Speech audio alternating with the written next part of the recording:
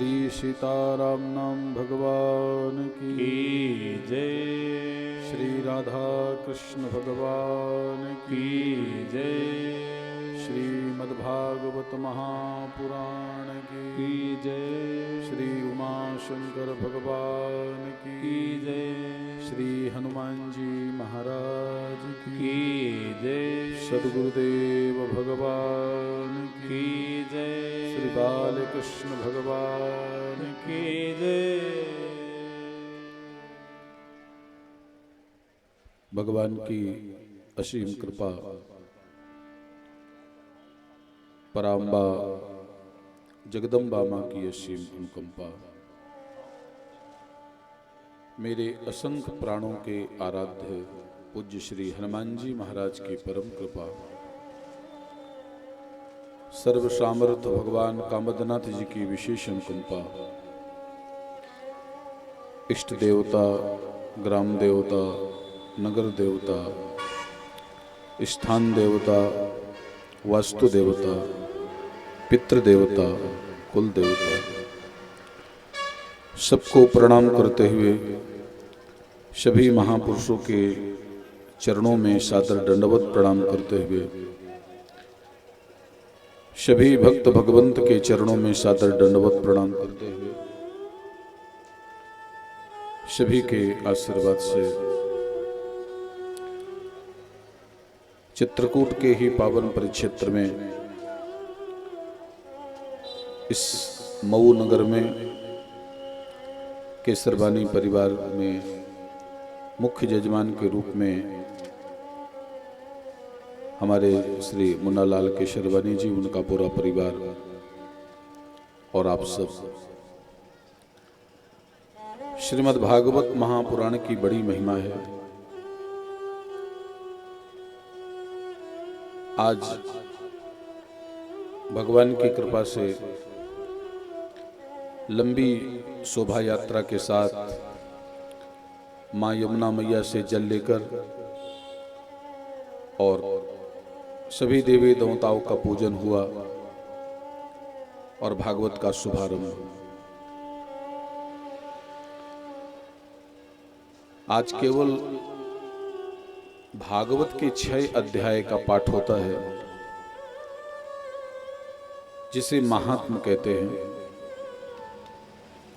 भागवत की महिमा पद्म पुराण ने गाई है। तो सबसे पहले भागवत के जो भगवान हैं सच्चिदानंद परमात्मा, उनको हम प्रणाम करें। भागवत के भगवान कौन हैं? सच्चिदानंद रूपाय विश्वोत्पत्त्यादि हेतवे तापत्रय विनाशाय श्री कृष्णाय वयं नुमः। भागवत के भगवान का नाम है सच्चिदानंद परमात्मा, और वही सच्चिदानंद परमात्मा कभी माखन चोर बन जाते हैं, कभी गिरिराज जी बन जाते हैं, कभी द्वारिकानाथ बन जाते हैं। भगवान सच्चिदानंद परमात्मा का जो स्वरूप है वो सत्य स्वरूप है, आनंद स्वरूप है और प्रकाश स्वरूप है। वो सच्चिदानंद परमात्मा विश्वोत्पत्त्यादि हेतवे, विश्व की उत्पत्ति, पालन और संहार करते हैं। जो ऐसे परमात्मा को एक बार भी हृदय से प्रणाम कर लेते हैं तो तापत्रय विनाशाय, जीवन का जो 3 तरह का ताप है, दैहिक, दैविक, भौतिक, वो सभी तापों से छुटकारा मिल जाता है। ऐसे भगवान सच्चिदानंद परमात्मा को हम प्रणाम करते हैं। अब दूसरे श्लोक में जो 7 दिन हमको और आपको भागवत कथा सुनाएंगे, उनका मैं आपको परिचय करा दूं। वो भगवान व्यास जी के पुत्र होंगे, जिनका नाम सुखदेव महाराज है। हम आपको कथा नहीं सुनाएंगे, भगवान सुखदेव जी ही आपको हमारी जिह्वा में बैठकर आपको कथा सुनवाएंगे। आइए तो भगवान सुखदेव जी को हम प्रणाम कर लें। भगवान सुखदेव जी का स्वरूप कैसा है? आज तक संसार में किसी ऐसे बालक का जन्म नहीं हुआ कि जन्म होते ही बिल्कुल ठीक नहीं, ठीक करे। बोलिए सच्चिदानंद भगवान की जय। और ठीक करें, श्री सच्चिदानंद भगवान की जय। यम प्रव्रजन्तमनुपेतमपेत कृत्यं द्वैपायनो विरह कातरया जुहाव पुत्रेति तन्मयतया तरवोभिनेदुस्तं सर्वभूतहृदयं मुनिमानतोऽस्मि। आज तक संसार में किसी भी बच्चे का जन्म हुआ हो और जन्म होते ही किसी को बैराग आया हो, कभी सुना ही नहीं। लेकिन भगवान सुखदेव जी के बारे में ऐसा सुना है कि जन्म लेते ही जिनको बैराग आ गया, ऐसे संपूर्ण प्राणियों के हृदय में निवास करने वाले हम भगवान सुखदेव जी को भी प्रणाम करते हैं। बोलिए सुखदेव भगवान की। अब भागवत का तीसरा श्लोक। नैमिषे सूतमासीन अभिवाद्य महामतिम कथामृतरसस्वाद कुशलसौनको ब्रवीत्। नैमिषारण्य की पावन धरती पर 88,000 महात्मा विराजमान हैं। जब तप व्रत सब कुछ कर चुके हैं, अब भगवान भागवत की कथा सुनना चाहते हैं, तो सूत जी का आगमन होता है। सूत जी की प्रार्थना की जाती है कि हे सूत जी, अज्ञान ध्वांत विध्वंस कोटि सूर्य समप्रभ सूतख्याही कथा सारम मम कर्ण रसायन। हे सूत जी, आप के मुखारविंद में हजारों हजारों सूर्य का तेज विद्यमान है। आप हमारी कृपा के लिए यहाँ पधारे हैं। आप हमको भागवत कथा सुनाइए। कैसी भागवत कथा? भक्ति ज्ञान विरागाप्तो विवेको वर्धते महान।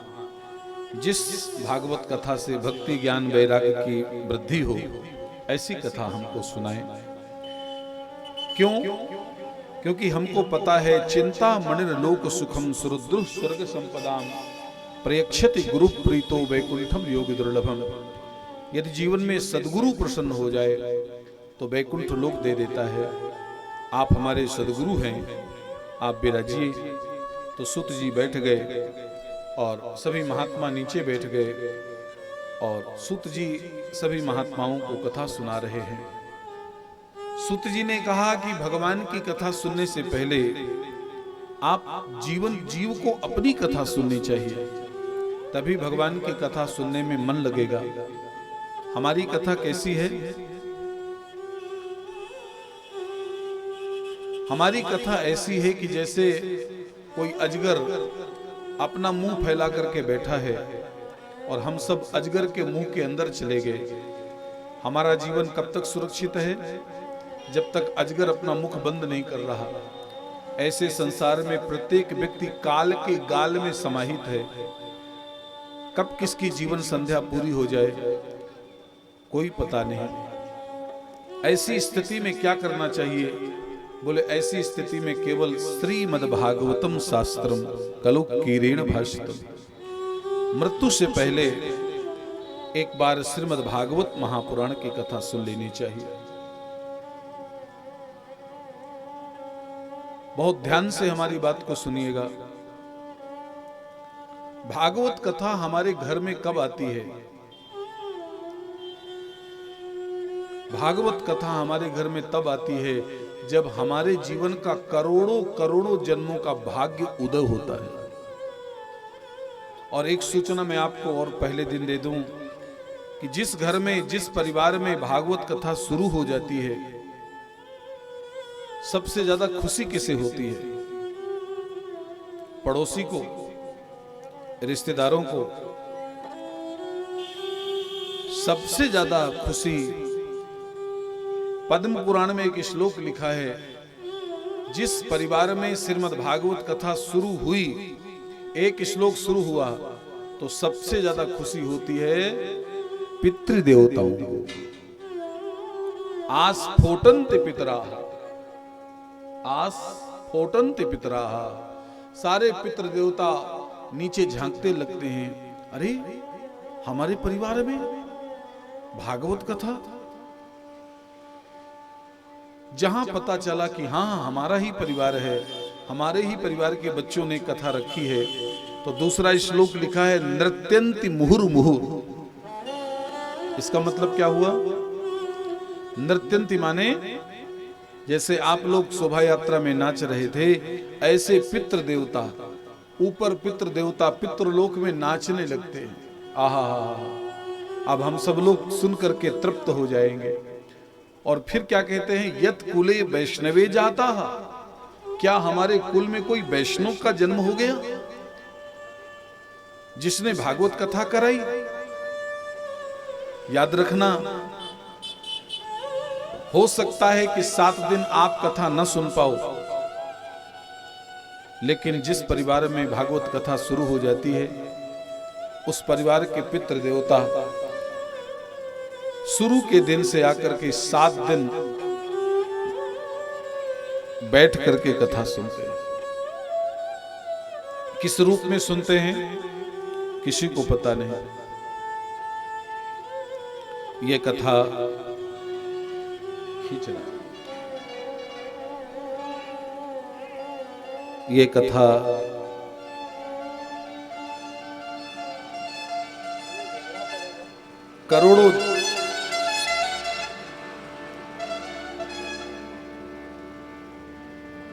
करोड़ों जन्मों का जब भाग्य उदय होता है,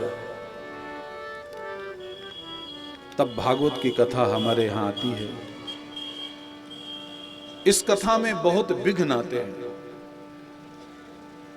यदि आप भी कभी योजना बनाइएगा तो पहले पूरी हिम्मत रखिएगा, नहीं योजना ही नहीं बनाइएगा। भागवत कथा शुरू होने से पहले कितने विघ्न आते हैं? सहस्त्र।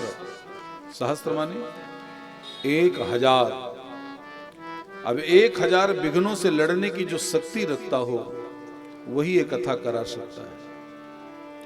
ये विघ्न आते कब तक है? ये विघ्न तब तक आते हैं जब तक व्यास गद्दी में कथा सुनाने वाला बैठ नहीं जाता, तब तक आते रहते हैं। और जहां व्यास गद्दी में कथा सुनाने वाला सदगुरुदेव बैठ गया और एक श्लोक मुंह से बोल दिया, तो सारे विघ्न वापस लौट जाते हैं। रोते रोते लौटते हैं, कहते हैं हमने तो बहुत कोशिश किया लेकिन हमारी चली नहीं, और अब हमको वापस लौटना पड़ेगा। कभी कोई जीवन में अनुष्ठान करिएगा, कभी जीवन में कोई मंगल काम करना। बंधु, जिसको आप पत्र दे करके बुलाते हो वो तो बाद में आते हैं। आपको सूचना दे दूं, कभी कोई घर में मंगल काम होगा तो सबसे पहले राक्षस आते हैं, दैत्य आते हैं, वो विघ्न डालते हैं।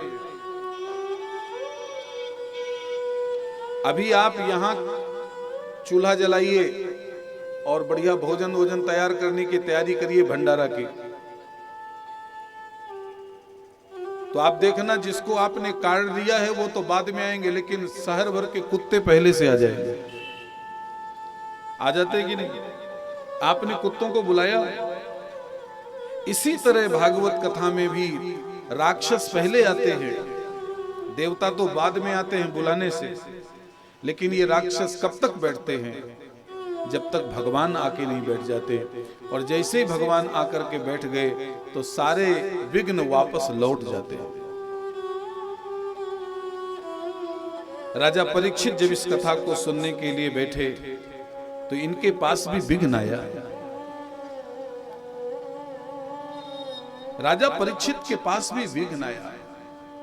देवता लोग ऊपर से अमृत कलश लेकर के आ गए और भगवान सुखदेव जी को मना किया, आप परीक्षित को कथा मत सुनाइए, कथा हमको सुनाइए, ये विघ्न है।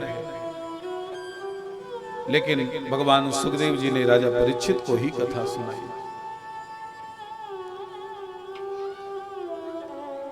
ये 7 दिन की कथा सुनने की परंपरा कहां से शुरू हुई? आप सभी कथा सुनने आए हो। ये 7 दिन की कथा सुनने की परंपरा सनकादियों से शुरू हुई है। ब्रह्मा जी के 4 पुत्र ये सनकादि, इन्होंने सबसे पहले नारद जी को कथा सुनाई। बंधु याद रखना, सनकादियों के नाम लेने से ही भाइयों में प्रेम पैदा होता है। नव योगेश्वरों के नाम लेने से भाइयों में प्रेम पैदा होता है।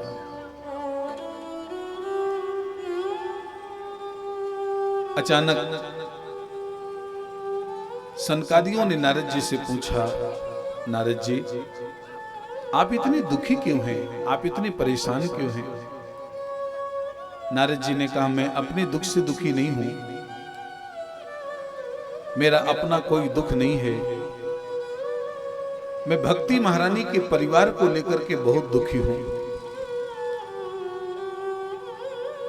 और मैंने भक्ति महारानी के परिवार के कल्याण के लिए दुनिया के सारे उपाय किया, लेकिन भक्ति महारानी का परिवार ठीक नहीं हुआ। आकाशवाणी हुई कि सत्कर्म करो, सत्कर्म करो, तो मैंने सत्कर्म भी किया, लेकिन भक्ति महारानी के परिवार को मैं ठीक नहीं कर पाया। हे सनकादियों, आप महान हैं, आप महान हैं। आप भक्ति महारानी के परिवार के कल्याण के लिए कुछ सोचे, उपाय कुछ बताएं। बेस बहुत ज्यादा है भाई साहब। श्री राधे। सिटी को बंद करें। बोली भक्त वत्सल भगवान की।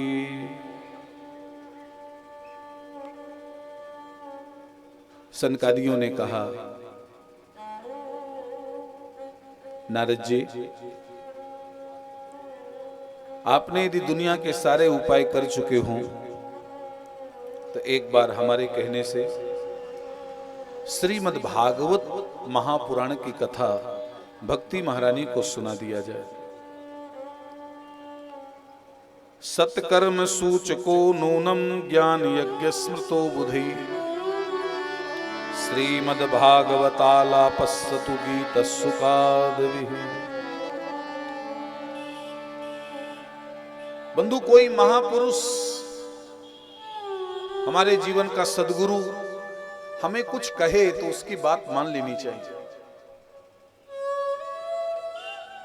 नारद जी ने सनत कुमारों से कहा कि भक्ति महारानी का कष्ट दूर करो, तो सनत कुमारों ने कहा तो फिर हमारे कहने से एक बार आप भागवत कथा भक्ति महारानी के परिवार को सुना दो। नारद जी ने कहा, ठीक है, मैं तैयार हूं। कहां सुनाना है? ज्ञान यज्ञम करिष्यामि, भागवत यज्ञम करिष्यामि, मैं भागवत यज्ञ करूंगा, तो कहां करूं? तो देखिए, कथा कहां सुननी चाहिए यहां लिखा हुआ है। किसी नदी के किनारे, किसी वन के किनारे, जहां शांत जगह हो, कोलाहल ना हो, हलचल ना हो, किसी तीर्थ में, तीर्थे वापी, बने वापी, या किसी नदी के किनारे जहां कोई शोरगुल ना हो, एकदम शांत मन हो।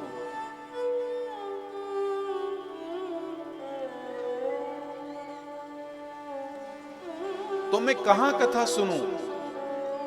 तो सनत कुमार कहते हैं, गंगा द्वारे समीपे तू तट आनंद नामकम। आपको कथा सुनना है तो गंगा के किनारे चलो। यानी हरिद्वार। वहां तट आनंद नामक एक वन है, शांत है, और वहीं पर सनत कुमार नारद जी को लेकर गए। और जैसे ही कथा सुनाने के लिए बैठे तो जो कथा के पीयूष, जिन्हें कथा अच्छी लगती है, जैसे उन लोगों को सूचना लगी कि अमुक जगह कथा हो रही है, तो सारे महात्मा हरिद्वार आ गए। महात्माओं का यहाँ नाम भी लिखा है, भृगु, वशिष्ठ, च्यवन, गौतम, पिप्पलाद। सारे महात्मा कथा सुनने आ गए। सनत कुमार कथा सुनाने बैठ गए। एक भाई नारद जी मुख्य जजमान बनकर बैठ गए और सभी महात्मा नीचे बैठ गए। अब सभी के मुंह से निकला जय शब्दो, नमः शब्दो, शंख शब्दस्तथै बचा। कथा के बीच में जय हो शंखत ध्वनि हुई। सनत कुमार कहते हैं, यस्य श्रवण मात्रेण मुक्ति कर तले स्थिता। भागवत कथा कब सुनना चाहिए? बोली सदा सेव्या श्रीमद् भागवती कथा। भागवत कथा जब मन चल जाए हृदय में कि हमको कथा सुननी है, बस आयोजन कर दो। बंधु याद रखना, सनत कुमारों से कुछ लोगों ने हाथ जोड़ करके प्रश्न किया कि शायद कलयुग में कोई 7 दिन कथा न सुन पाए। बहुत ध्यान से सुनिएगा इस बात को। सनत कुमारों से पूछा कि शायद कलयुग में, कलयुग माने इसी युग में, कोई 7 दिन बैठ करके कथा न सुन पाए, तो उसके लिए क्या उपाय है? शायद किसी के पास 7 दिन समय ना हो तो। जरा सनत कुमारों के शब्द देखिए। सनत कुमारों ने कहा कोई बात नहीं, कलयुग में कोई 7 दिन भागवत कथा न सुन पाए तो जहां भागवत कथा होती हो, 7 दिन में एक दिन किसी दिन पहुंच जाए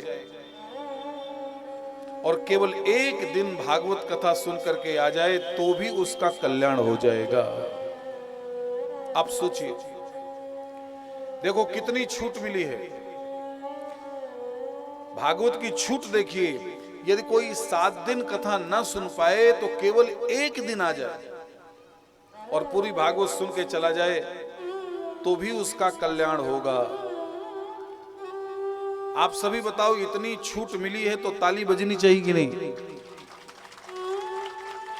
मतलब कितनी छूट। आपको 7 दिन की फुर्सत नहीं है तो केवल एक दिन कहीं कथा हो रही हो और चले जाओ।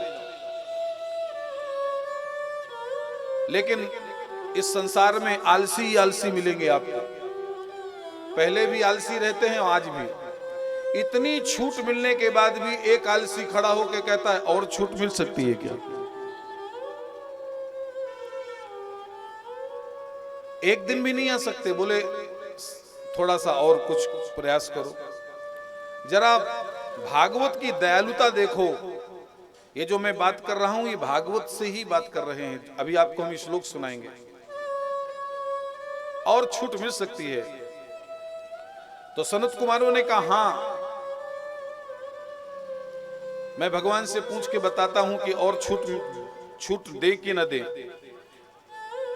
तो संत कुमारों ने भगवान से पूछा कि लोग पूछ रहे हैं कि 7 दिन कथा ना सुन पाए और एक दिन भी ना सुन पाए तो कैसे कल्याण होगा? तो भगवान ने कह दिया कि जाके कह दो कि कहीं भागवत कथा होती हो उस पंडाल के नीचे चले जाए और केवल एक श्लोक सुन करके घर चला जाए तो भी उसका कल्याण हो जाएगा। लेकिन सुनो, आप तो ताली बजा दिए, वहां नहीं बजी। एक आलसी ने कहा पहले ये तो बता दो कि एक श्लोक सुनने में समय कितना लगता है, फिर हम बताएं कि हम भागवत कथा सुन पाएंगे कि ना सुन पाएंगे। तब सनत कुमारों ने कहा एक श्लोक सुनने में इतना समय लगता है, जरा सुनिएगा। इतना जन्माद्यस्य यतोन्वयादितरतश्चार्थेषु विज्ञस्वराट् तेने ब्रह्म हृदयादि कवे मुह्यन्ति यत् सूरयः तेजो वारि मृदां यथा विनिमयो यत्र त्रिशर्गो मशा धाम्ना स्वेन सदा निरस्तकुहकं सत्यं परम धीमहि। एक श्लोक सुनने में इतना समय लगता है, तो सनत कुमार कहते हैं कि एक श्लोक खाली सुन करके आ जाओ।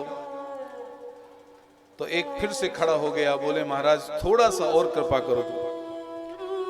तब सनत कुमार ने कहा कि यदि एक श्लोक सुनने का भी समय ना हो कलयुग में, तो श्लोकार्धम, कितना?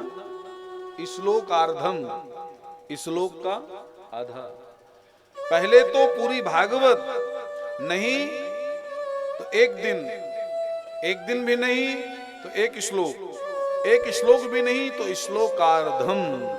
ये देखिए लिखा है श्लोकार्धम श्लोकपादम।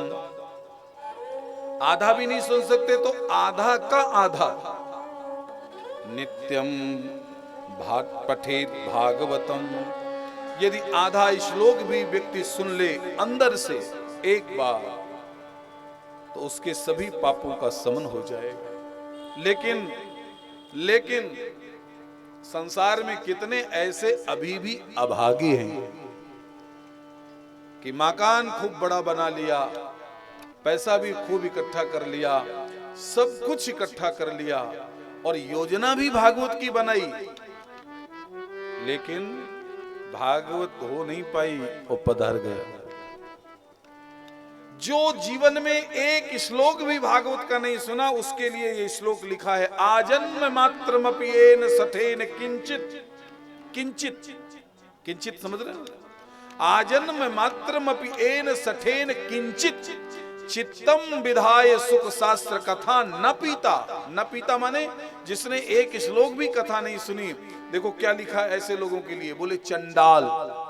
वो मनुष्य नहीं है, वो चंडाल है।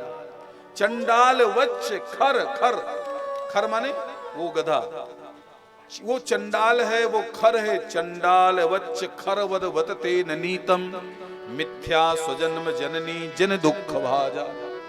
वो बेकार अपनी माँ को कष्ट देने के लिए पैदा हुआ, जिसने अपने जीवन में भागवत नहीं सुनी। धिक्तम नरम पशु समम। देखिए लिखा है धिक्तम नरम, वो मनुष्य नहीं है, वो पशु है, जिसने केवल मकान दुकान बना तक कर सीमित रहा और जीवन में भागवत नहीं सुन पाया और शरीर छूट गया। तो ऐसे मनुष्य को धिक्कार है। कौन कह रहा है? मेवम बदंति दिव देव समाज मुख्या। देवताओं का जब समाज इकट्ठा होता है तब ऐसे मनुष्य को धिक्कार है। अब देखिए कितनी अच्छी बात भागवत में लिखी है, जो कहते हैं कि भागवत कथा कब सुने। यहां लिखा है कि दिना नाम नीमो नास्ती। कोई तारीख, दिन, मुहूर्त सब कुछ देखने की जरूरत नहीं है। जिस दिन हृदय में भागवत सुनने की लालसा जागृत हो जाए, पिपासा, प्यास कि नहीं मुझे भागवत सुनना है, बस उसी दिन कथा शुरू कर दो। दिना नाम लिखा है, दिना नाम नीमो नास्ती। कोई दिन, तारीख, मुहूर्त कुछ भी नहीं। जिस दिन ऐसा लगे कि नहीं भागवत सुनना है, जैसे हमारे मुन्ना लाल जी को बड़ी तड़पड़ाहट, मैंने कहा और बाद में सुन लीजिएगा, नहीं अब भी सुनना। दिना नाम नीमो नास्ती। जिस किसी दिन मनुष्य के अंदर भागवत सुनने की तड़प आए तो उसी दिन कथा सुनाना जाए। बंधु देखिए चौथा श्लोक कितना बढ़िया है। भागवत सुनने के बाद अब आपको तीर्थ जाने की जरूरत नहीं, चले जाइए अच्छी बात। भागवत सुनने के बाद फिर आपको तपस्या की जरूरत नहीं, भागवत सुनने के बाद आपको व्रत करने की जरूरत नहीं। यानी भागवत सुनने के बाद फिर कुछ शेष नहीं रह जाता, सब कुछ पूरा हो जाता। इतनी महिमा है भागवत। नारद जी ने कहा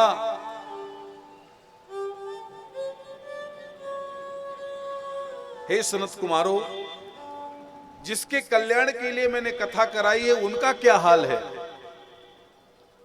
नारद जी ये कथा किनके कल्याण के लिए सुन रहे हैं? भक्ति महारानी के परिवार के कल्याण के लिए। और आप कभी भागवत खोल के देखना, जैसे ही कथा शुरू हुई, कहां? हरिद्वार में। और भक्ति महारानी कहां पड़ी हैं? वृंदावन में। अब सोचिए वृंदावन से हरिद्वार की दूरी कितनी है? बहुत दूरी है। लेकिन वह रे अनुष्ठान, आप अनुष्ठान करा के तो देखिए, दुनिया में कहीं करा के देखिए, घर में कराइए, मकान में कराइए, जंगल में कराइए, तीर्थ में, कहीं भी कराइए, आप जिसके कल्याण के लिए भागवत सुनवा रहे हैं उसका कल्याण जरूर होगा। जरा भक्ति महारानी को देखो, वृंदावन में बेचारी उदास पड़ी थी, ज्ञान वैराग्य भी ढीले ढाले पड़े थे, लेकिन जैसे भागवत कथा शुरू हुई भक्ति महारानी खड़ी हो गई, बच्चों को लिया ज्ञान और वैराग्य को, और जहां कथा हो रही थी हरिद्वार में, उसी पंडाल पर भक्ति महारानी ऐसे हाथ करके आई है, ऐसे, और कहती है भक्ति सुतौ तौ तरणौ गृहीत्वा प्रेमैक रूपा सहसा विरासी, श्री कृष्ण गोविंद हरे मुरारे नाथेति नामानि मुहुर्वदन्ति। सहसा माने क्या होता है? सहसा माने अचानक। अब जैसे यहां आप लोग कथा सुन रहे हो, आप यहां सब लोग कथा सुन रहे हो, और जिसके कल्याण के लिए आप यहाँ कथा सुन रहे हो, या उदाहरण ले लो कि कोई आदमी हमारा खो गया है, वर्षों से नहीं आया, आप उसके कल्याण के लिए भागवत कथा करवा रहे हो, और कथा में, कथा के बीच में वो आदमी कहीं आ जाए जो कई सालों से खोया है, तो आपको कितनी खुशी होगी। जो वर्षों से आपका प्रेमी खोया है और आप जिसके कल्याण के लिए कथा करवा रहे हो, और वो कहीं आपकी कथा में आ जाए, कितनी खुशी होगी। आज इसी तरह नारद जी भक्ति महारानी के परिवार के कल्याण के लिए कथा करवा रहे थे, क्योंकि उठ बैठ नहीं पा रही थी बेचारी उनके बच्चे। और जैसे नारद जी ने देखा कि पंडाल में भक्ति महारानी नाच नाच करके कीर्तन कर रही, और ये भक्ति महारानी का कीर्तन है, इसलिए ये कीर्तन सबको याद कर लेना चाहिए। कौन सा कीर्तन? श्री कृष्ण गोविंद, श्री कृष्ण गोविंद, श्री कृष्ण गोविंद हरे मुरारे, हे नाथ नारायण वासुदेवा। श्री कृष्ण गोविंद हरे मुरारे, हे नाथ नारायण वासुदेवा। श्री कृष्ण गोविंद हरे मुरारे, हे नाथ नारायण वासुदेवा। श्री कृष्ण गोविंद हरे मुरारे, हे नाथ नारायण वासुदेवा। हे नाथ नारायण वासुदेवा, हे नाथ नारायण वासुदेवा। हे नाथ नारायण वासुदेवा, हे नाथ नारायण वासुदेवा। श्री कृष्ण गोविंद हरे मुरारे, हे नाथ नारायण वासुदेवा। श्री कृष्ण गोविंद हरे मुरारे, हे नाथ नारायण वासुदेवा। सचिन, भागवत का कार्ड यहाँ चढ़ा दीजिए, भागवत का कार्ड।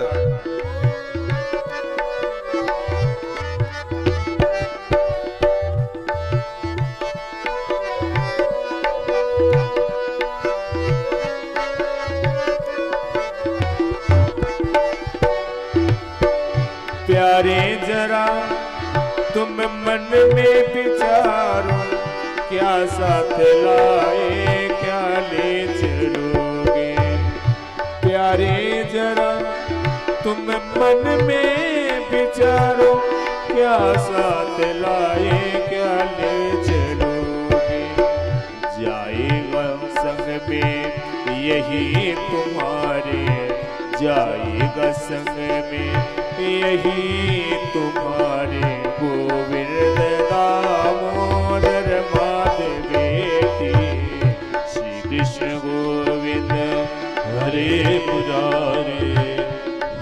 नाथ नारायण वासुदेव, हे नाथ नारायण वासुदेव, हे नाथ नारायण वासुदेव, हे नाथ गाइए नारायण वासुदेव, ताली के साथ, हे नाथ नारायण वासुदेव, श्री कृष्ण गोविंद हरे मुरारे, हे नाथ नारायण वासुदेव, श्री कृष्ण गोविंद हरे मुरारे, हे नाथ नारायण वासुदेव, भक्ति सुतौ तौ तरुणौ विहिता, प्रेमैक रूपा सहसा विलासी, भक्ति सुतौ तौ तरुणौ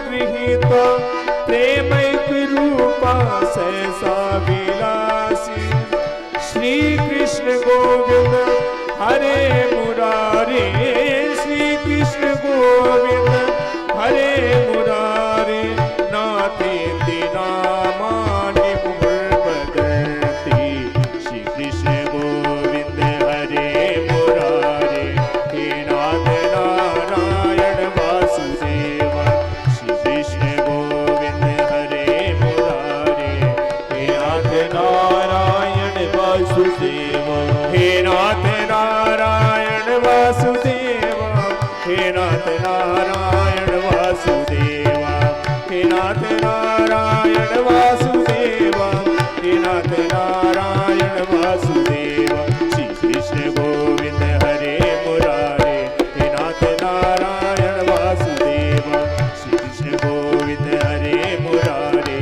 हे नाथ नारायण वासुदेव, हे नाथ नारायण वासुदेव, हे नाथ नारायण वासुदेव।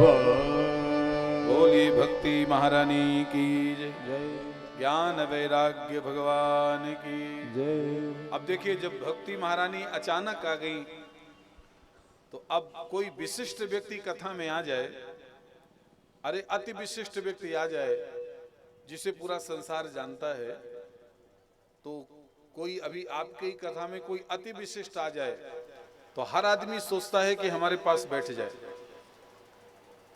जब हमारे पास बैठेगा तो अभी फोटो खींचेगी। तो भक्ति महारानी अति विशिष्ट महिला है, तो हर आदमी सोचता है कि भक्ति महारानी मेरे पास बैठे। तो सब लोग बुलाने लगे, आइए माता जी इधर बैठ जाओ, ज्ञान वैराग्य हमारे पास बैठ जाओ। तो जो मुख्य जजमान थे कौन? नारद जी। नारद जी ने खड़े होके कहा, देखो भैया ये भागवत कथा करा कौन रहा है? बोले आप करा रहे हो। तो नारद जी ने कहा, बैठाने की जिम्मेदारी तुम्हारी है कि हमारी? आप लोग कथा सुनने आए हो तो आप कथा सुनो, कहां किसको बिठाना है वो मेरी जिम्मेदारी है। तो लोगों संतों ने नारद जी से पूछा कि तो आप भक्ति महारानी को कहां बिठाओगे? चौकी में, गद्दे में, कुर्सी में, सोफा में? आहा, भक्ति महारानी को बिठाएंगे कहां? तो नारद जी कहते हैं, आज से भक्ति महारानी कुर्सी में नहीं बैठेगी, चौकी में नहीं बैठेगी, गद्दा में नहीं बैठेगी। तो भागवत में लिखा है, नारद जी ने कहा, आज से भक्ति भक्तों के हृदय में बैठे।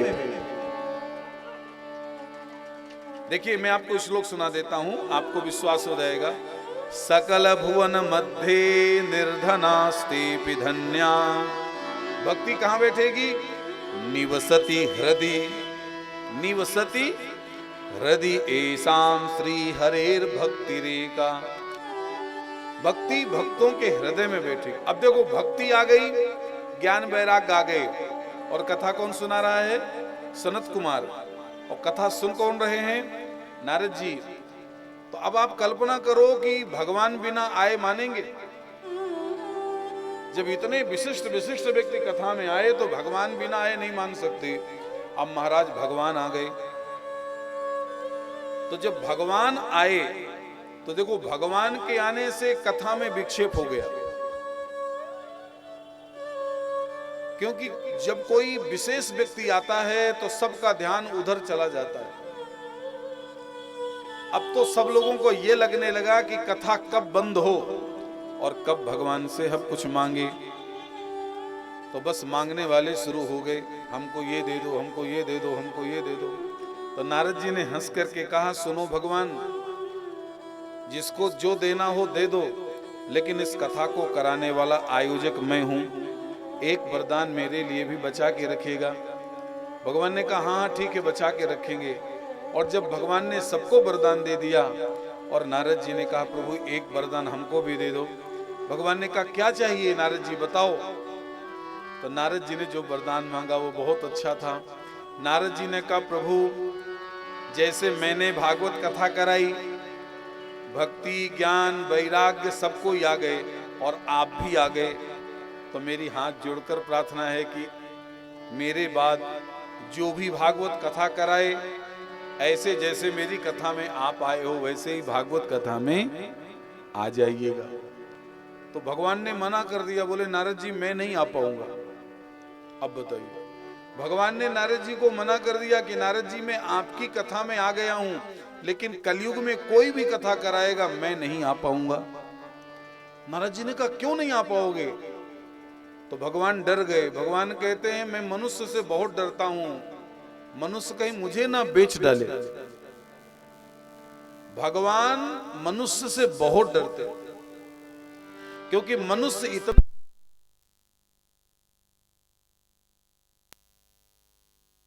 जय सिया राम, जय सिया राम, जय जय सिया राम, जय सिया राम, जय जय सिया राम, जय सिया राम, जय जय सिया राम। भगवान कहते हैं, कलयुग के मनुष्य से मैं बहुत डरता हूं, क्योंकि ये बहुत चालाक है, मुझे भी बेवकूफ बना देता।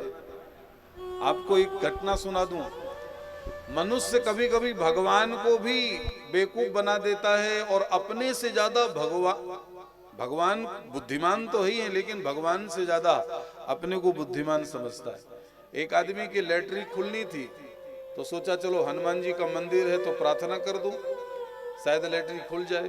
तो हनुमान जी के मंदिर के अंदर जाके कहता, हनुमान जी मेरी 1 लाख की लैट्रिन यदि खुल गई तो मैं कम से कम आपको 25,000 तो चढ़ाऊंगा ही चढ़ाऊंगा। और संयोग से उसकी लैट्रिन खुल गई। उसके हाथ में 75,000 आए, 25,000 अफसरों ने काट लिया, कोई 10,000 काट लिया, कोई 5,000। अब अधिकारी काट लेते हैं। अब वो 75,000 रुपया लेके आया, हनुमान जी से इतना लड़ा और हनुमान जी से कहा कि तुम मेरा बस भरोसा नहीं किया, ऊपर ऊपर ही काट लिया। हनुमान जी ने कहा, वाह रे पागल, मेरा दोष दे रहा है। तो भगवान ने कहा, मैं नहीं आऊंगा कलयुग की कथाओं में। अब नारद जी उदास हो गए कि कलयुग की कथा में भगवान नहीं आएंगे, लेकिन आहा भगवान ने कितनी बढ़िया बात कह के चले गए। बोले, नारद जी धीरे से बताता हूं, कलयुग की कथा में मैं नहीं आऊंगा, लेकिन जो वक्ता माने कथा सुनाने वाला, जो वक्ता हृदय से कथा सुनाएगा, यहां से नहीं, यहां से, और जो श्रोता यहां से कथा नहीं सुनेगा, यहां से सुनेगा, उन दोनों के बीच में मेरी उपस्थिति रहेगी। मैं और किसी को दिखाऊं, मैं और किसी को दिखूं ना दिखूं, लेकिन इन दोनों को मैं दर्शन दूंगा। अब देखो, भगवान आ गए, लेकिन कथा बंद नहीं हुई, कथा चलती रही। अब यहां पर नारद जी ने कहा, के विशुद्धंति वदन्तु मह्यम सप्ताह यज्ञेन कथामयेन। हे सनत कुमारो, भागवत सुन करके मैं धन्य हो गया। अब आप हमको खाली इतना बता दो कि के विशुद्धंति, मतलब के विशुद्धंति माने भागवत कथा से कौन कौन लोग शुद्ध होते हैं। अब यहां लिखा है, ए मानवा पाप कृतस्तु सर्वदा सदा क्रोधाग्नि सप्ताह।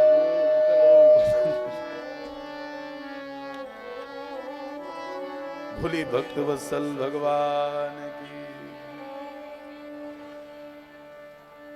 भागवत जी की कथा से कौन कौन लोग शुद्ध होते हैं। बंधु, जो जीवन में पाप नहीं महापाप कर चुका है, बहुत ध्यान से सुनना, पाप नहीं महापाप। महापाप कितने प्रकार के होते हैं, कोई बता सकता है? महाभारत पढ़ना हमने पढ़ा है, महाभारत में 5 प्रकार के महापाप होते। पाप तो सबसे होता है, अब चींटी मर जाए तो पाप, मच्छर मार दिया तो पाप, पाप तो होगा, लेकिन महापाप 5 होता है। महापाप में 5 कौन होता है? पहला है मदिरा पान करने वाला, जिसने मदिरा पी ली, शराब पी लिया, उसको महापाप कर लिया। और दूसरा है ब्रह्म हत्या और गो हत्या, जिसके हाथ से किसी ब्राह्मण की हत्या हो जाए और गाय की हत्या हो जाए, उसको कहते हैं महापाप। तीसरा सुवर्ण की चोरी, जिसने कभी धोखे से सोना चुरा लिया तो ये महापाप के दर्जे में आता। इसीलिए देखो, सोना पाना और सोना खोना दोनों अशुभ है। और तीसरा क्या है? गुरु स्त्री गमन, गुरु की स्त्री के साथ। और इसके बाद आता है विश्वासघात, जिस पर आपने विश्वास किया वही आपका घात कर गया, ये सब महापाप। वाहरे भागवत, कभी कभी नेत्रों में आंसू आ जाते हैं। भागवत में लिखा है ऐसे महापापी भी भागवत में आ जाएं और अपने पाप को स्वीकार कर लें और फिर आगे हम कोई पाप नहीं करेंगे, ऐसा संकल्प ले लें, तो भागवत कहती मैं ऐसे महापापियों का भी पाप मुक्त कर देती हूं। सप्ताह यज्ञेन कलौ पुनन्ति ते।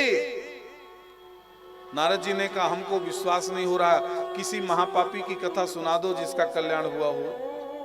तब एक ब्राह्मण की कथा सुनाई है। ये ब्राह्मण का नाम था, तुंगभद्रा नदी के किनारे ये ब्राह्मण रहते थे, जिनका नाम पंडित आत्मदेव शर्मा था। इनकी पत्नी का नाम था श्रीमती धुंधली शर्मा। ये बड़े अच्छे कथाकार थे, बहुत अच्छी पुरोहिती करते थे। इनके पास बहुत बड़ा मकान था, बहुत बहुत अच्छे थे, खूब दक्षिणा आती थी, खूब साधन संपन्न थे। लेकिन बस एक चीज का अभाव था, पंडित जी को संतान नहीं थी। लेकिन भैया धीरे धीरे पंडित जी के घर में तुलसी का पौधा भी सूखने लगा।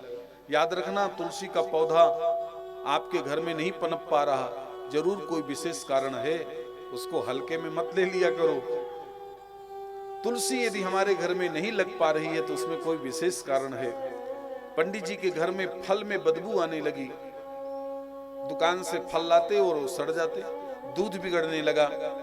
एक दिन तो किसी ने दान लेने को मना कर दिया, बोले हम दान नहीं लेंगे पंडित जी, आपको संतान नहीं। अब सोचो जरा, ऐसा कोई बोल दे तो कितना कष्ट होता है। तो पंडित जी ने किसी से बताया नहीं और जाके गंगा में कूद करके प्राण देने की तैयारी करने लगे। लेकिन याद रखना, गंगा जी में ऐसे कूदने को जैसे छलांग लगाने लगे, पीछे से किसी महात्मा ने, एक सन्यासी महात्मा ने पंडित जी को पकड़ लिया और पंडित जी से पूछा क्या करने जा रहे हो? पंडित जी कुछ नहीं बोले। अच्छा तो अपना नाम बता दो। पंडित जी ने कहा हमारा नाम है आत्मदेव शर्मा। सन्यासी ने हंसकर कहा वाह रे पंडित जी, नाम है आत्मदेव शर्मा और आत्महत्या करने जा रहे हो। एक बात आपको बहुत गहरी बता दूं और आप भी किसी को बताना, भगवान का यदि भक्त होगा, लाल जी, भगवान का यदि वो भक्त होगा, भजन करता होगा, सत्कर्म करता होगा, और यदि कहीं गलती बस आत्महत्या करने का प्रयास करेगा, पंखे में झूलने का, जहर खाने का, नदी में कूदने का, आग लगाने का, यानी अकाल मृत्यु, आत्महत्या का यदि इसने प्रयास किया, याद रखना यदि वो भजन करता है, दान किया है जीवन में, तो उसकी आत्महत्या वो करने नहीं पाएगा, कोई में कोई उसको बचा लेगा। वो चाहे जितनी कोशिश करे, कहीं में कहीं भगवान उसको बचा लेंगे। जैसे पंडित आत्मदेव शर्मा को बचा लिया किसने? एक सन्यासी महात्मा ने। बोले इधर आओ, आत्महत्या मत करो, ये बहुत बड़ा पाप है। तो पंडित जी ने कहा मैं क्या करूं, मुझे संतान चाहिए, मुझे समाज जीने नहीं दे रहा। तो उस सन्यासी ने कहा तुम्हारे प्रारब्ध में 7 जन्म तक पुत्र सुख नहीं है, इसीलिए भगवान ने आपको पुत्र नहीं दिया। बंधु याद रखना, जो वस्तु का सुख प्रारब्ध में नहीं होगा, भगवान अपने भक्त को नहीं देते। मकान का सुख नहीं है तो भगवान अपने भक्त को नहीं देंगे। संतान का सुख नहीं है, भगवान अपने भक्त को नहीं देंगे। जिस वस्तु का सुख प्रारब्ध में नहीं होता, भगवान अपने भक्त को नहीं देते। जानते हैं बेचारा रोएगा, नहीं माना पंडित, बोले नहीं मुझे तो बेटा चाहिए, मुझे तो बेटा चाहिए। तो इस तरह से झोली से फल निकाला और कहा लो, यदि बेटे चाहिए तो मानते नहीं हो तो जाओ अपनी पत्नी को खिला देना। पंडित जी आए और अपनी पत्नी धुंधली से कहा फल खा लो, बेटा हो जाएगा। लेकिन नियम है 1 साल तक झूठ नहीं बोलना, 1 साल तक दिन में सोना नहीं, और 1 साल तक एक वक्त भोजन करना।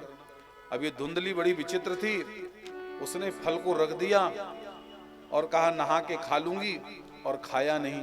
पंडित जी से कह दिया भुक्तम, यानी मैंने खा लिया, लेकिन इसने नहीं खाया। किसको खिला दिया?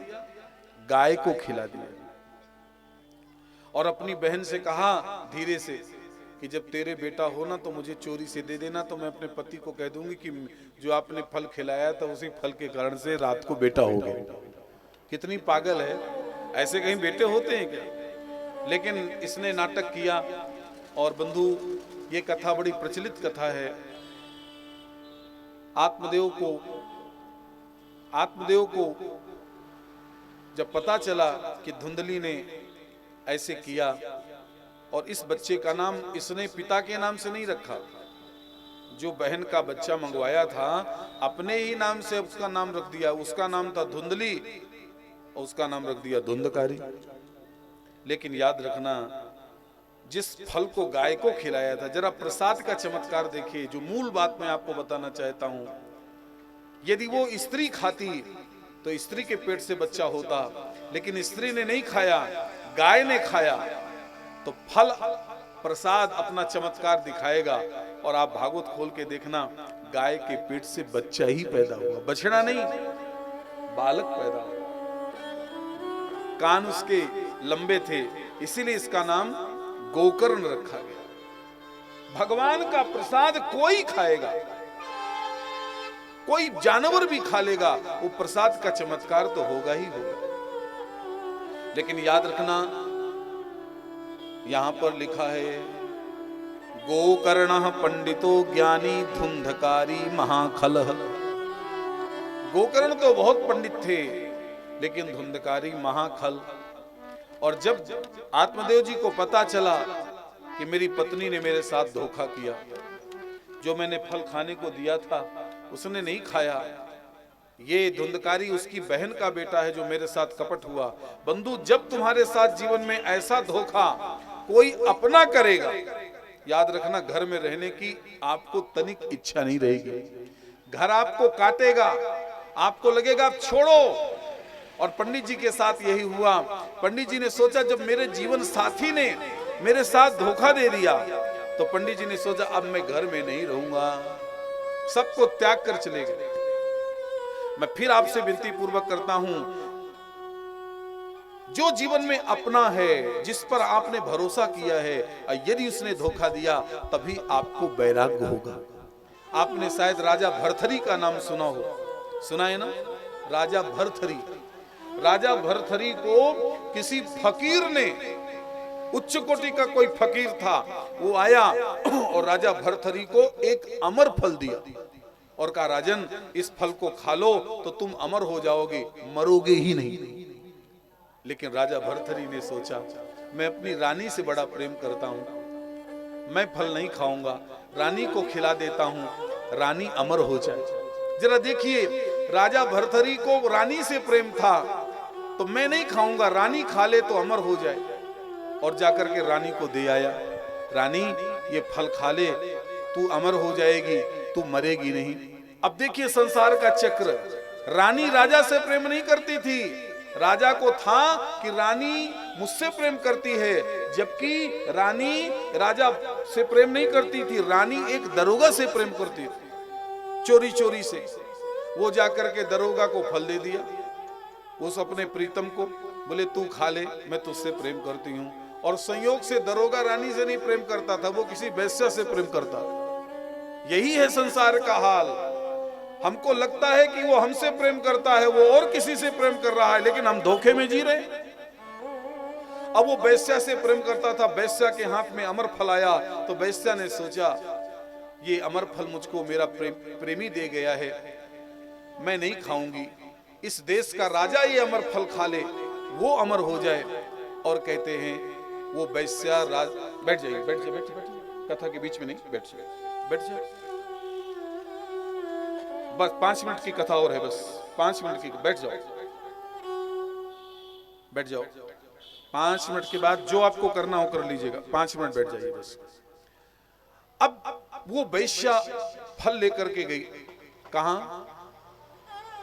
राजा के यहाँ। अब राजा के हाथ में जब वो फल वैश्या के हाथ से पहुंचा, तब राजा ने कहा, अरे तुझे कहां से मिला? ये तो मैं अपनी रानी को दे के आया था। और जब रानी, पता चला राजा को कि रानी मुझसे प्रेम नहीं करती, रानी और किसी से प्रेम करती, वो और किसी से प्रेम करता है। और उसी समय राजा भर्तहरि को वैराग्य हो गया और पत्नी को छोड़कर चले गए। और शमशान में बैठ करके बड़ा विचित्र श्लोक लिखा। ये श्लोक मैं तुमको, आपको खाली श्लोक सुनाऊंगा, हिंदी नहीं सुनाऊंगा। राजा भर्तहरि को जब चोट लगी तो राजा भर्तहरि ने शमशान में बैठ करके एक श्लोक लिखा, त्रिया चरित्रम पुरुषस्य भाग्यम दयो न जानाति कुतो मनुष्य। 3 पुस्तिका मिलती हैं बाजार में, खरीद के देख लेना। नीति शतक, ज्ञान शतक, वैराग्य शतक। और मैं आपको विश्वास देता हूं, तीनों पुस्तिका को पढ़ लेना, आप सामने खड़ी स्त्री को पहचान जाओगे कि ये किस तरह की है। आप पुरुष को पहचान जाओगे ये कौन सा पुरुष है, किस तरह का पुरुष है। उसके हाव भाव, कटाक्ष और उसके शरीर के चिन्ह देख करके आप पता करोगे ये राजा भर्तहरि ने लिखा है। और बस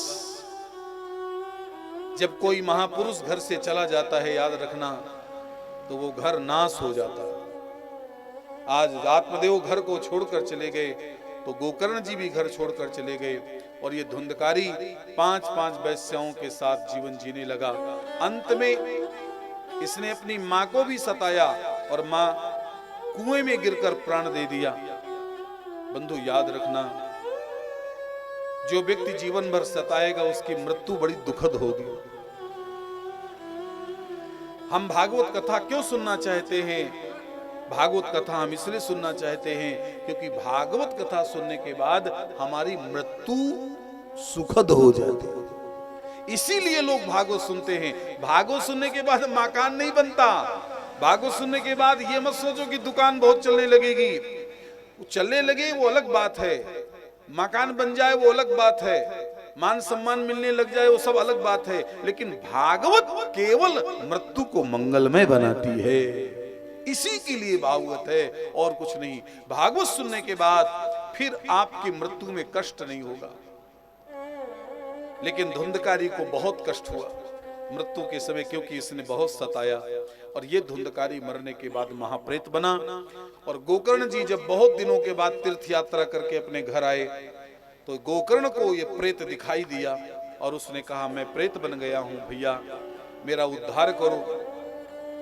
तब गोकर्ण जी ने अपने भाई के उद्धार के लिए ढेर सारे उपाय किए, लेकिन भगवान सूर्य नारायण ने कहा कि हे गोकर्ण, यदि तू अपने भाई धुंधकारी की प्रेत योनि से मुक्ति चाहता है तो श्रीमद् भागवतम, आप श्रीमद् भागवत महापुराण सुनाइए। तब गोकर्ण जी ने अपने भाई के कल्याण के लिए अपने गांव में भागवत रखी। बंधु याद रखना, गोकर्ण जी ने अपने गांव में भागवत रखी। कब? आषाढ़ शुक्ल नवमी को। कब? आषाढ़ शुक्ल नवमी को अपने गांव में भागवत रखी। किसके कल्याण के लिए? अपने भाई धुंधकारी के कल्याण के लिए। और जैसे कथा शुरू हुई और कथा विश्राम हुई तो वहीं सामने एक बांस लगा था, वो बांस चटक गया। ज्यादा ध्यान नहीं गया पहले दिन, लेकिन दूसरे दिन कथा के बाद में जब दूसरी गांठ चटक गई तो लोगों का ध्यान गया कि ये बांस क्यों चटकता है। अब तीसरे दिन तो किसी का कथा में मन ही नहीं लगा, खाली बांस की तरफ देखे कि कब चटके। अब ये बांस तमाशा हो गया बस यही सावधानी की जरूरत है। कथा में किसी का मन नहीं लग रहा, सब बांस की तरफ देख रहे हैं कि कब चटके। और तीसरे दिन भी वो चटका। और जब तीसरे दिन कथा सुन करके लोग गए और लोगों ने पूछा कि कथा कैसी चल रही है, तो कथा के बारे में नहीं बताया। लोगों ने पूछा कि कथा कैसी चल रही है, तो लोगों ने कथा के बारे में नहीं बताया, बांस के बारे में बताने लगे। भैया वहां एक बांस लगा है, जैसे प्रसादी बांटने का नंबर आता है तो बांस चटक जाता है। तो चौथे दिन महाराज पूरा पंडाल खचाखच भर गया। आप देखना, आपके भी कथा में चौथे दिन ये पूरा पंडाल भर जाएगा। लेकिन ये कथा सुनने वाले नहीं थे, ये सब बांस देखने वाले थे। कथा सुनने वाले तो पहले दिन वाले होते हैं। अब तो महाराज 7वें दिन क्या हुआ, पूरा श्रोता भरा था और बांस के 2 टुकड़े हुए। उस बांस के अंदर से एक पीला पीला कपड़ा पहन करके एक पुरुष प्रकट हुआ। अब देखो, जो कथा सुना रहा है वो नहीं समझ पाया। उसने कहा, कोहम, आप कौन हैं जो बांस में बैठकर कथा सुन रहे थे? तब उसने रोते हुए कहा, अहम भ्राता तुदीयोस्मि धुंधकारी इति नामतः। आहा, गोकर्ण जी के भी आंख गीले हो गए। धन्य हो भागवत जी की कथा, जो मेरे भाई धुंधकारी प्रेत योनि में पड़ा था और उसका उद्धार हो गया। हाथ जोड़ करके गोकर्ण ने कहा, भागवत सुनकर के आपका उद्धार हो गया? हाँ, बड़े भागवत सुनकर के मुझे भगवान का पार्षद बनना पड़ा। गोकर्ण जी ने कहा, अब कहां जाओगे? अब कहां जाओगे? आहा, धुंधकारी ने कहा, गांव के बाहर विमान खड़ा है, विमान पर बैठकर जाऊंगा। गांव के 2-4-10 लोग भी गांव में चले विमान में बैठाने के लिए। और जैसे धुंधकारी विमान पर बैठे, विमान चलने लगा। गांव के कुछ लोगों ने कहा, गोकर्ण जी जरा विमान चलाने वालों को रोकिए, हम भी विमान पर बैठकर जाना चाहते हैं। आहा, मना कर दिया। किसने? जो विमान चला रहे थे। बोले, भागवत कथा जो सुनता है उसी को विमान मिलता है। तो बोले, ये सब पंडाल तो भरा रहता था, सबकी पोल खोल दिया पार्षदों ने। बोले, सब आते जरूर थे पंडाल में, लेकिन कथा में मन नहीं लगता था, मन बांस में लगता था। और अंत में सब गांव के लोगों ने स्वीकार किया कि हाँ, इस बार हमारा कथा में मन नहीं लगा। बंधु याद रखना, हम आपको पहले दिन बता दे रहे हैं, क्योंकि अभी 7 दिन हमें आपसे बैठना है। आप चाहे जितनी देर तक बैठे रहो, कोई प्रभाव पड़ने वाला नहीं है, यदि आप अपने चित्त वृत्ति को और मन को बिठा करके कथा नहीं सुनोगे। ऐसी कथाएं हमने कितनी सुना चुके, और ऐसी कथाओं से कल्याण होने लग जाए तो सब पूरे संसार का कल्याण हो जाए। हजारों श्रोता आते हैं, हजारों श्रोता का कल्याण नहीं होता, केवल उन्हीं श्रोता का कल्याण होता है। बहुत ध्यान से सुनना, जो दत्त चित्त होके कथा सुनते हैं, जो दत्त चित्त होके कथा सुनाते हैं, उसी वक्ता का कल्याण होता है, उसी श्रोता का कल्याण होता है, खाली बैठने से नहीं होता है। तो आज हम सब भाग्यशाली हैं। अभी अभी हम कल ही भागवत कथा का विश्राम करके जगनिवास चित्रकूट से आए हैं। और मुन्ना लाल जी हमारे शिष्य हैं, हमारी ललिता ये भी शिष्य हैं। आपका आग्रह था कि हमको कथा सुननी है, तो ये कथा आज से प्रारंभ हो गई। जो भी ये आप तो सुनेंगे, लेकिन जो इस कथा को अनुष्ठान तरीके से सुनना चाहता है तो नियम से सुनिए। छौरकार, ये बाल वाल काटना, नखून काटना, ये वर्जित है। देखो, इसमें नियम लिखा है तो मैं आपको सुना दूं। वैसे नियम तो बड़े कठिन लिखे हैं, लेकिन जितना कर सके उतना करिए। कलयुग में इतना नियम कोई नहीं कर सकता जितना भागवत में लिखा है।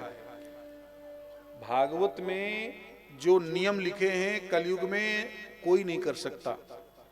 कोई कर ले तो मैं नहीं कह सकता, लेकिन लगभग कोई नहीं कर पाएगा, क्योंकि भागवत में जो नियम भागवत सुनने वाले को और सुनाने वाले को लिखे हैं, उनको लिखा है कि 7 दिन कथा सुनाने वाला और कथा सुनने वाला दोनों लोगों को केवल घी पी के रहना चाहिए, बस।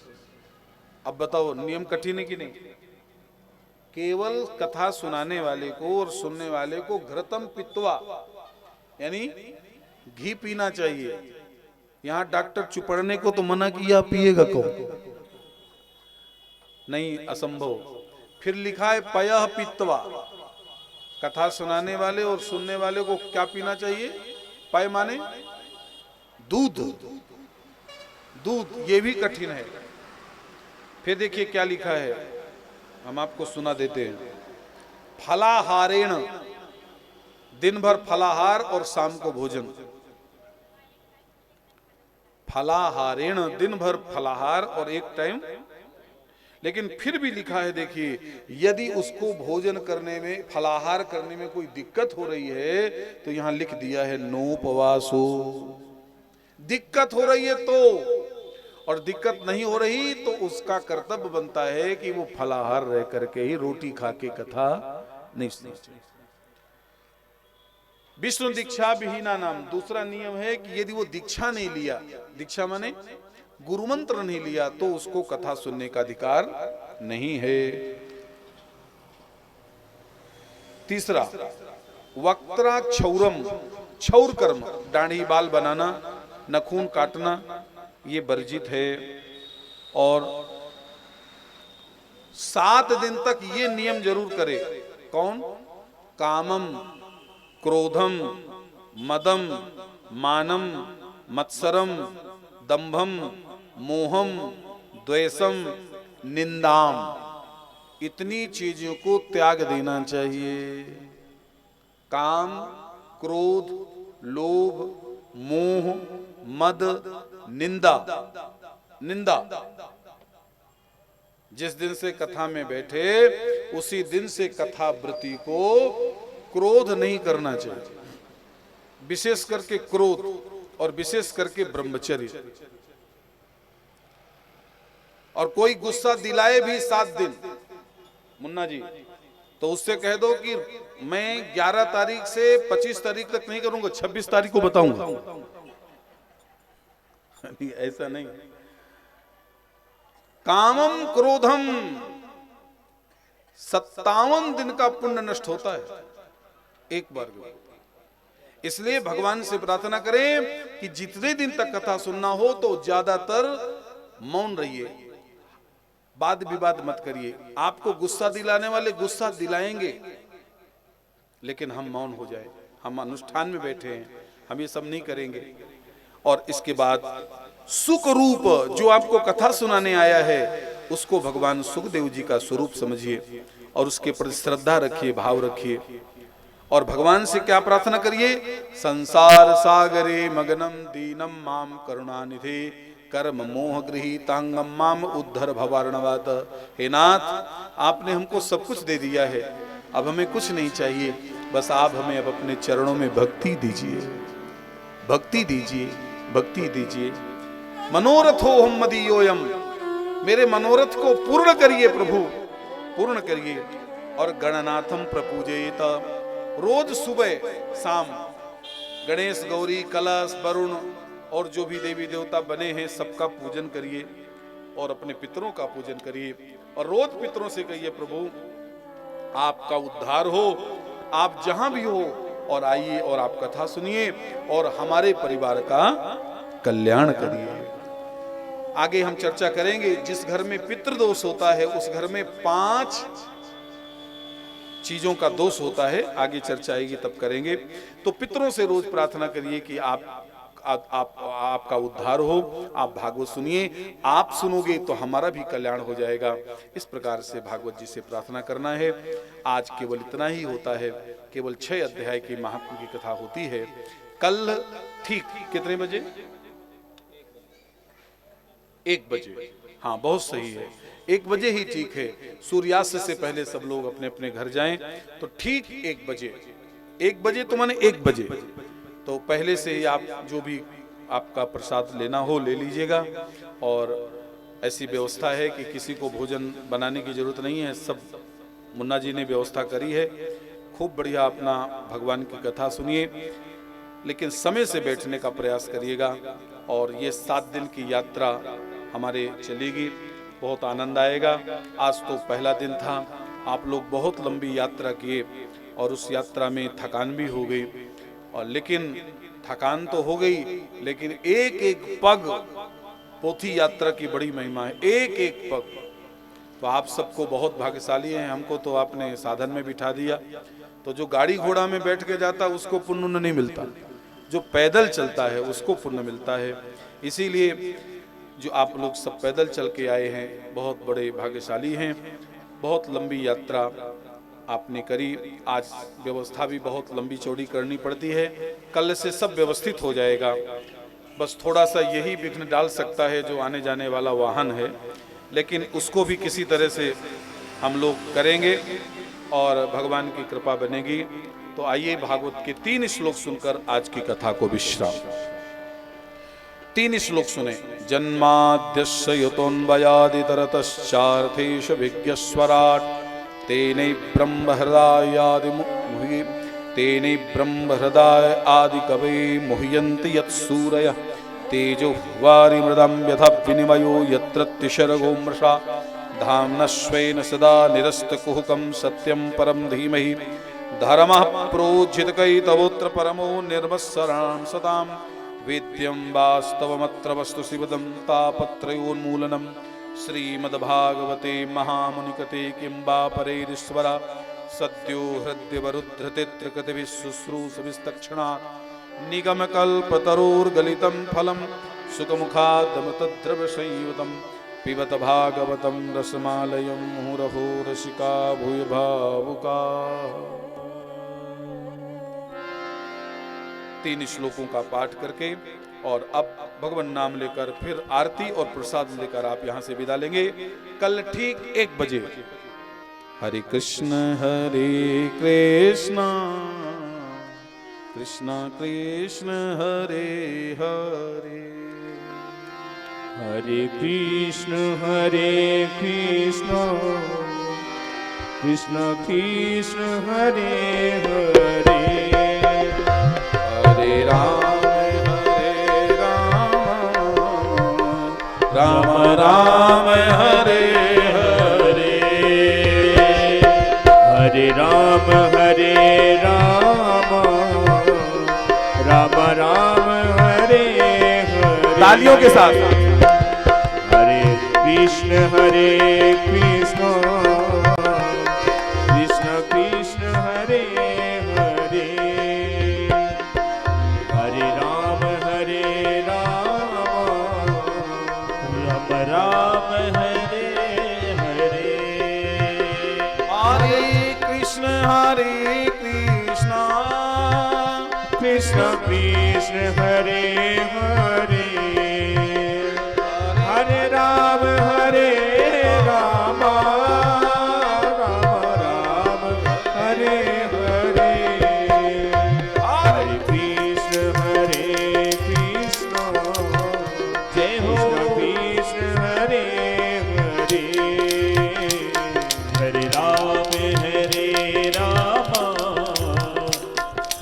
राम हरे हरे,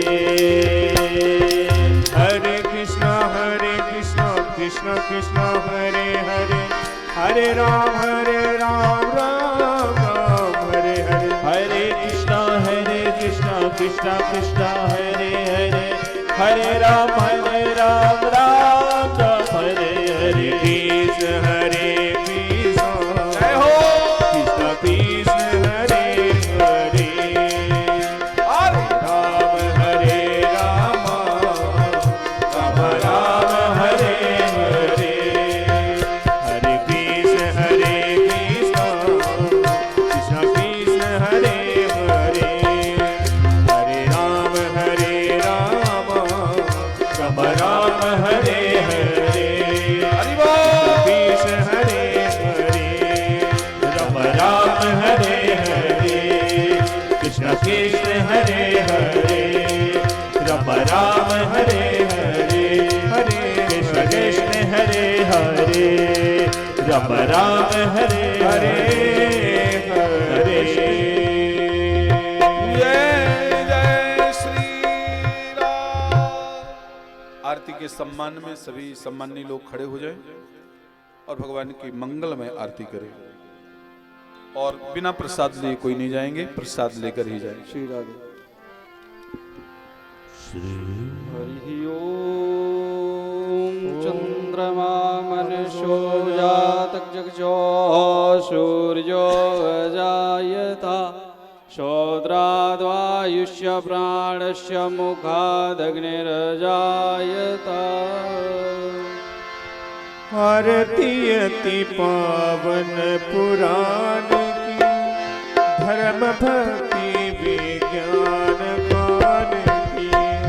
आरती अति पावन पुराण की, धर्म भक्ति विज्ञान ध्यान की। महापुराण भागवत निर्मल, सुख मुख विगलित निगम कल्प पर। परमानंद सुधारस मय कल, लीला रति रस रस निधान की। आरती अति पावन पुराण की, आरती अति पावन पुराण की। धर्म भक्ति विज्ञान ध्यान की। परम हंस मुन मन उल्लास, रसिक हृदय रस रास विलास। भुक्ति मुक्ति रति प्रेम सुदासिनी, भुक्ति मुक्ति रति प्रेम सुदासिनी। कथा अकिंचन प्रिय सुजान की। आरती अति पावन पुराण की, आरती अति पावन पुराण की।